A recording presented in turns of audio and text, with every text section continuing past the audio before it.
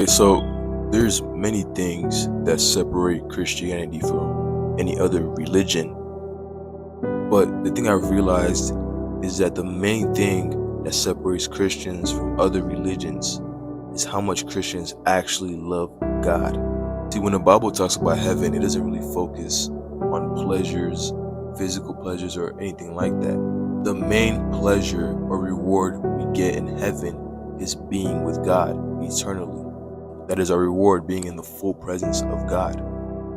But if we look at other religions like Islam, in the Quran, it talks about in the Surah Al-Waqiyah and 56, it talks about heaven and it describes it as a place with rivers and honey, and we get a companion, and we get to drink wine as a reward for following God or Allah.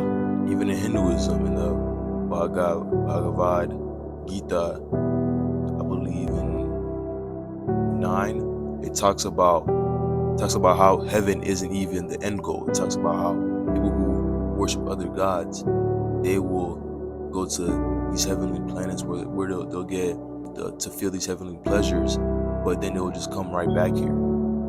To them, their end goal isn't heaven. Their destination isn't heaven. Their destination is the moksha, which is about leaving a cycle of rebirth. That's what their end game is. That's what their destination is. We can even look at Buddhism. In the Dhammapada 276, it talks about finding some supreme peace, and those who meditate will find some supreme peace, and then they will reach nirvana. So for them, it's not even about getting into a heaven. Their end game is about releasing suffering and finding true peace. Christians, the only reason why we're obedient, the only reason why we follow God is to get closer to Him, to have a relationship with Him, because we actually love Him. And because we follow Him and because we have a relationship with Him, we get to spend eternity with Him in heaven, which is our salvation. Our heaven, the true heaven, is not about pleasures. It's not about indulging in pleasures in heaven. That's not what it's about.